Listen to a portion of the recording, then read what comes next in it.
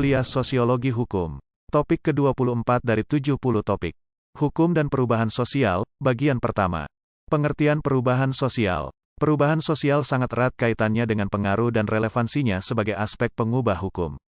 Penting untuk menjelaskan lebih awal penamaan istilah yang tepat, tatkala teori-teori sosial hendak digunakan untuk mengkaji dan menganalisis asal-muasal lahirnya hukum dalam makna undang-undang. Istilah yang relevan adalah pendekatan empirik terhadap hukum. Jika diartikan secara sederhana bahwa teori-teori sosial yang sifatnya berbasiskan pada fakta empirik akan meneropong otonom tidaknya hukum dalam perangkat undang-undang. Apakah undang-undang lahir karena pengakuan dan pengikatan kaidah sosial primer menjadi kaidah sekunder? Apakah undang-undang akan bertahan dengan sifat dogmatiknya, ataukah selanjutnya akan mengalami penyesuaian atas perubahan-perubahan sosial yang terjadi dalam sebuah komunitas yang diaturnya? Sejumlah pertanyaan tersebut pada hakikat berada dalam ruang lingkup kajian ilmu sosial. Menggunakan teori perubahan sosial, berarti pisau analisisnya berada dalam segala pendefinisian, asal-muasal, dan pengklasifikasian perubahan sosial. Sudah pasti menjadi pembanding untuk tatanan hukum sebagai sistem norma atau sistem aturan. Makna perubahan sosial jika diletakkan berdiri sendiri, tanpa menjadi bahan studi hukum, pendefinisiannya beragam sebagaimana dikemukakan oleh sejumlah ahli sosiologi. Bahkan dalam hal paling ekstrim, ada yang memisahkan makna yang berbeda antara perubahan sosial dan perubahan kebudayaan. Perubahan sosial merupakan perubahan yang terjadi dalam masyarakat, sementara perubahan kebudayaan adalah perubahan yang terjadi dalam kebudayaan masyarakat itu saja. Pembedaan ekstrim ini kiranya perlu diperjelas lebih lanjut, bahwa perubahan sosial mencakup semua perubahan apa saja yang terjadi di masyarakat.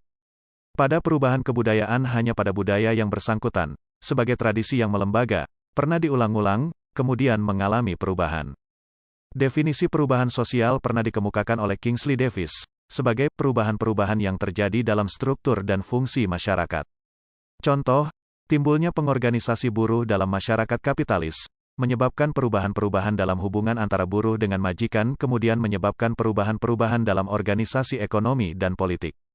Sedangkan Selo Sumarjan, lebih komprehensif mengemukakan perubahan sosial, segala perubahan pada lembaga pemasyarakatan di dalam suatu masyarakat yang memengaruhi sistem sosialnya, termasuk di dalamnya nilai-nilai, sikap, pola-pola perilakuan di antara kelompok-kelompok dalam masyarakat.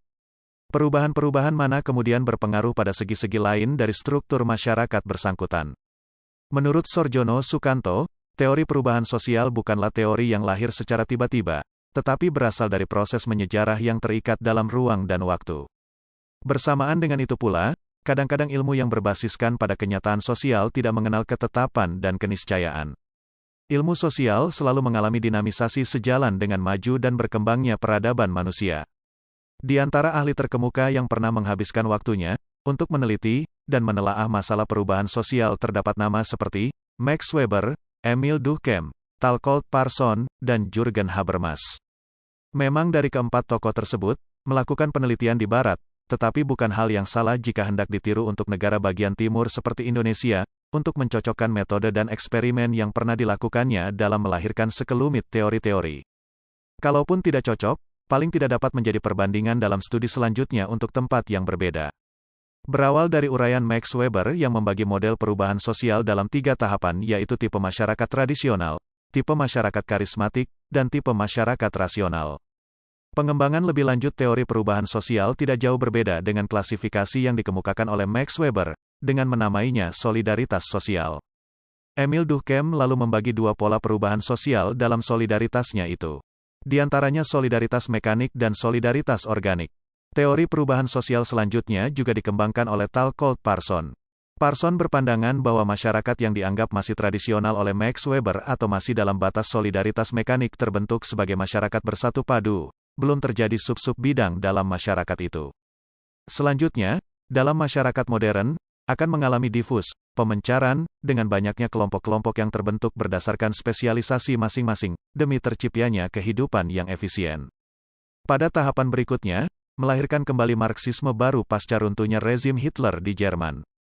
Era ini dikenal dengan mazhab Frankfurt, yang memulai untuk memperbaharui pandangan kritis Marx. Oleh karena itu, tujuan utama dari pemikiran Jürgen Habermas bukanlah menguraikan tahap-tahap perubahan sosial, tetapi justru hadir dengan kritiknya terhadap panggung dunia modern yang tidak dapat melahirkan tatanan masyarakat demokratis. Oleh karena itu, Wajar saja ketika Habermas menawarkan formula kesepahaman antara individu, kelompok dengan negara, sebagai pengatur, agar dibuka dinding komunikasi partisipatoris tanpa batasan waktu. Pengaruh perubahan sosial terhadap ilmu hukum. Setiap perubahan sosial yang terjadi dalam fasenya masing-masing, disitulah ilmu hukum mengalami pula guncangan dari setiap tipe perubahan sosial. Ilmu hukum yang dulunya melepaskan diri dari anasir sosial, politik, ekonomi, dan moral, perlahan mulai mendapatkan pengaruh berkat penelitian-penelitian sosial, terutama pada penelitian sosial yang menjadi hukum sebagai objek pengamatan. Mereka yang ahli di bidang hukum seperti Eugene Ehrlich, Cardozo, Holmes, dan Roscoe-Pound pada akhirnya menggunakan beberapa model perubahan sosial untuk pengembangan hukum dalam wilayah praktis pembuatan undang-undang dan putusan-putusan pengadilan. Dalam pengamatan sosial, terutama bidang sosiologi terhadap hukum, sebagai objeknya, hukum selalu dipandang tidak otonom. Hukum tidak dapat berdiri sendiri dengan ketentuan perundang-undangan semata. Eugene Ehrlich menyatakan, baik kini dan di masa kapanpun, pusat kegiatan dan perkembangan hukum bukanlah dalam perundang-undangan, bukan dalam ilmu hukum, juga bukan dalam putusan pengadilan, tetapi di dalam masyarakat sendiri. Berdasarkan teori yang dikemukakan oleh Eugene Ehrlich tersebut, menunjukkan bahwa masyarakat sebagai pusat perkembangan hukum tidak lain sebagai cikal bakal untuk lahirnya sebuah undang-undang. Oleh karena itu, termasuk segala perubahan sosial yang terjadi di masyarakat merupakan instrumen yang dapat memberi pengaruh terhadap pusat kegiatan dan perkembangan hukum untuk masa-masa selanjutnya. Tentu berdasarkan perkembangan hukum yang dipengaruhi oleh masyarakat tersebut, maka dipandang perlu untuk menguraikan secara konkret pengaruh perubahan sosial terhadap perkembangan dalam aliran pemikiran hukum. Setiap pemikiran sosial, jika disusun secara sistematis, akan menjadi pangkal dari segala teori perubahan sosial. Pada tahap ini, ia akan berada dalam dua jangkauan metode penarikan kesimpulan. Ada yang berangkat dari ide, alam rasio, untuk mengungkap kenyataan. Ada pula yang menurut pada kenyataan, kemudian melahirkan gagasan baru, atas penolakannya terhadap dunia real. Untuk metode yang kedua itu, tidak meniscayakan perubahan sosial sebagai kondisi imanen tetapi memerlukan cara-cara perubahan atas kondisi real demi perbaikan komunitas, agar tetap dalam sistem yang tertib beraturan juga terintegrasi. Rata-rata model perubahan sosial yang dilahirkan oleh ahli sosiologi selalu menghendaki perubahan agar dilanjutkan berdasarkan acuan gagasan-gagasan cemerlangnya. Menurut Roger Brubaker, Max Weber yang terkonsentrasi pada budaya etos Kristen Protestan kemudian memaksa dirinya untuk percaya pada perubahan sosial yang lebih dominan berpengaruh dalam gagasannya, yakni perubahan sosial imaterial, bukan material. Hanya gagasan, nilai, dan ideologi yang turut serta memengaruhi terjadinya perubahan sosial, baik itu terjadi dalam masyarakat tradisional hingga menjadi masyarakat modern. Kalau dulunya pola berpikir masyarakat tradisional cenderung irasional, maka perbedaan paling mencolok pada masyarakat modern yaitu dengan dimanfaatkannya kekuatan rasio untuk mengubah segala kelembagaan dalam masyarakat. Akan tetapi di balik itu, rasionalisme tidak berarti harus melepaskan spirit yang lahir dari kekuatan agama atau keyakinan masyarakat setempat. Itulah sebabnya Weber tidak melepaskan pendirian fundamentalnya tentang pemisahan logis dan mutlak antara pertimbangan-pertimbangan faktual dan pertimbangan-pertimbangan nilai.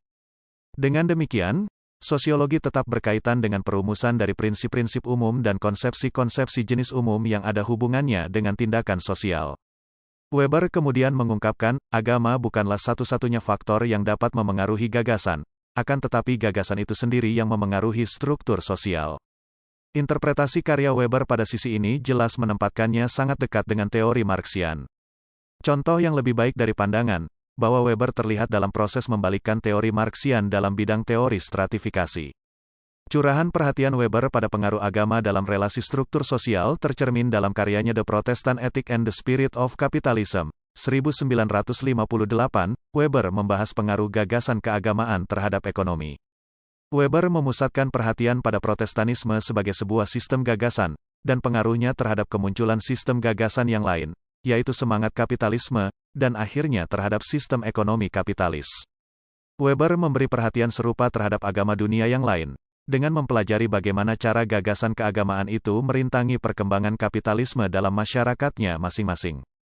Berdasarkan konten penelitian Weber, dalam masyarakat yang dipengaruhi pola perubahan nilai, akhirnya tiba pada kesimpulan, perkembangan masyarakat dalam 3 tahap perubahan. 1. Masyarakat hukum tradisional bentuk administrasinya bersifat patrimonial. Ketaatan masyarakat adalah ketaatan tradisional yang sifatnya berwujud duty to individual incumbent. Bentuk proses peradilannya adalah empirik, substantif, dan personal. Bentuk keadilannya pun empirik. Sementara tipe pemikiran hukumnya formal irrationality dan substantif rationality. 2. Masyarakat karismatik yang didominasi oleh legitimasi charismatic authority dan personal devotion. Dalam masyarakat karismatik ini tidak ada administrasi dan hanya ada routinization of charisma. Ketaatannya bersifat response to social psychological characteristics of individual. Bentuk proses peradilannya adalah berdasarkan reflection yang sifatnya empirical justice formalism. Bentuk keadilannya pun adalah keadilan karismatik, yang berdasarkan tipe pemikiran hukum yang formal irrationality dan substantif irrationality. 3. Tahap terakhir adalah tahap masyarakat rasional dengan bentuk legitimasi yang mendominasinya adalah legitimasi yang juga rasional legal di mana authority derived from system of law, rationality and consciously enacted. Demikianlah materi topik ke-24 tutorial sosiologi hukum. Channel ini dipastikan sangat bermanfaat bagi mahasiswa perguruan tinggi negeri dan swasta manapun di Indonesia atau siapa saja yang ingin menambah wawasan. Untuk pemahaman yang lebih baik, putar dan dengarkan video ini berulang-ulang. Subscribe dan like, agar Anda mendapatkan update tutorial lainnya. Bagikan juga link video ini, agar teman lain juga mendapatkan manfaat channel ini. Sekian dan terima kasih. Sampai jumpa.